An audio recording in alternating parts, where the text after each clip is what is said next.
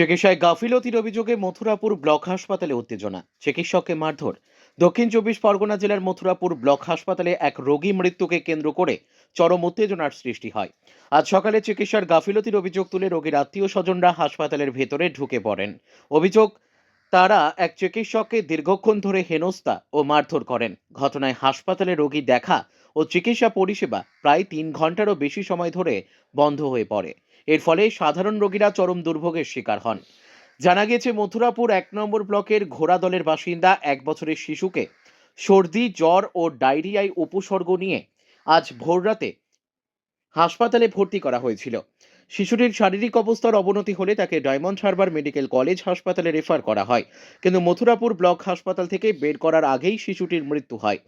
ভর্তির অল্প সময়ের মধ্যেই মৃত্যু হওয়ায় পরিবারের লোকজন চিকিৎসায় গাফিলতির অভিযোগ তুলে সরব হন এবং এই হামলা চালান। পরিস্থিতি সামাল দিতে মথুরাপুর থানার বিশাল পুলিশ বাহিনী হাসপাতালে পৌঁছায়। এই ঘটনায় পুলিশ একজনকে আটক করেছে। গোটা ঘটনায় হাসপাতালের পক্ষ থেকে মথুরাপুর থানায় একটি লিখিত অভিযোগ দায়ের করা হয়েছে। পুলিশের হস্তক্ষেপে পরিস্থিতি নিয়ন্ত্রণে আসে। আমি ডক্টর সৌরভ হালদার, আমি অন ডিউটি ডক্টর ছিলাম। আজকে ভোর 5:10 মানে 12/12/2025 ভোর 5:10 শবনম মোল্লা নামে একটা ছোট্ট বাচ্চা মেয়ে আছে, 1 বছর 2 মাস বয়স, ঘোড়াদলে বাড়ি। মেন কমপ্লেন ছিল শ্বাসকষ্ট হচ্ছে 3-4 দিন ধরে, আর তার সঙ্গে 5 বার লুজ টুল, তার সাথে 3 বার ভমিটিং কমপ্লেন ছিল। বাচ্চাটা যখন এসছে তখন দেখলাম বাচ্চাটা ভালো মতোই গ্রাউজি ছিল আর গ্যাস্ট্রিক কন্ডিশনও ছিল।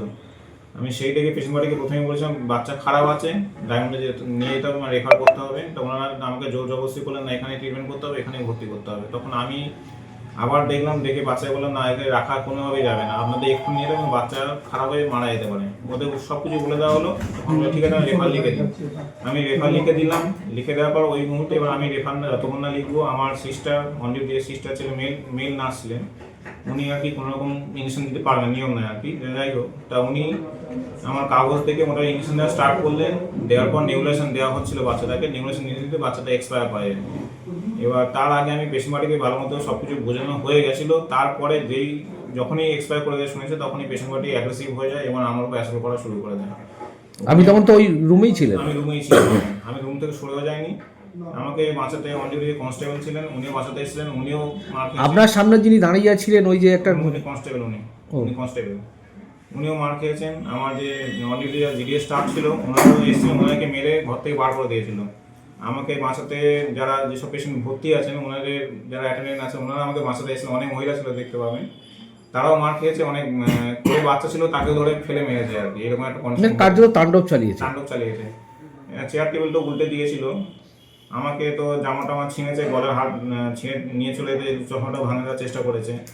ইভেন গলা টিপে ধরেছিল, আঁচড়ও করেছে, কোমরে অনেকবার লাথিও মেরেছে। মানে এগুলো সব কিছু ছিল, তাও সহ্য করেছিলাম। কিন্তু তাও আমি বলেছিলাম যে আপনার কথাগুলো। কতজন ছিল দলে? 5 জন ছিল, 5 জন তাণ্ডব চালিয়েছে। তারপরে আরও 5 জন মোটামুটি বাইকে করে আসে। তারা তখনও গায়ে হাত নেই, তখন ওরা ঘরের মধ্যে ভঙ্গিটমি করছিলেন। এবার ততক্ষণে পুলিশ চলে এসেছেন, 20 মিনিট মতো তাণ্ডবটা চলেছে। পুলিশ চলে আসার পরে তখন ওরা শান্ত হয়, ওরা সাইড হয়ে যায় তখন। এবার কতটা আতঙ্কিত ঘটনা? কতটা আতঙ্কিত? অবশ্যই আতঙ্কিত। এবং অন ডিউটি থাকা অবস্থাতে এইরকম অবস্থা হয়, মানে সিকিউরিটি কোনো ব্যবস্থা নেই। নিজেদের সিকিউরিটি না থাকলে পেশেন্টের ট্রিটমেন্ট কীভাবে করবো?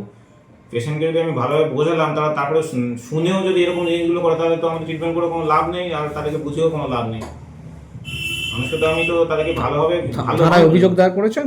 থানায় অভিযোগ দায়ের করতে যাবো এখন। আর একটা জিনিস বলুন আমাকে, সেই সময় কি পর্যাপ্ত পুলিশ ছিল থানায়, হাসপাতালে? যে অন ডিউটি যিনি থাকেন, অন ডিউটি কনস্টেবল ছিলেন। এবার যারা পিসি ভ্যানে যারা গাড়ি পুলিশে থাকেন, তারা ফোন করার সঙ্গে সঙ্গে 20 মিনিট লেগেছে, আসতে টাইম লেগে থাকে। ওনারা অন্যদিকে ছিলেন, এসে তার সঙ্গে সঙ্গে ওনার ব্যাপারটা হ্যান্ডেল করে। কিন্তু ততক্ষণে আমার গায়ে হাত তোলা হয়ে গেছে, বাকি যারা স্টাফ ছিল হাত তুলে দিয়েছে। আপনারা তার জন্য কর্মবিরতি করলেন? কর্মবিরতি করেছি। এখন কি পরিষেবা চলছে নাকি না?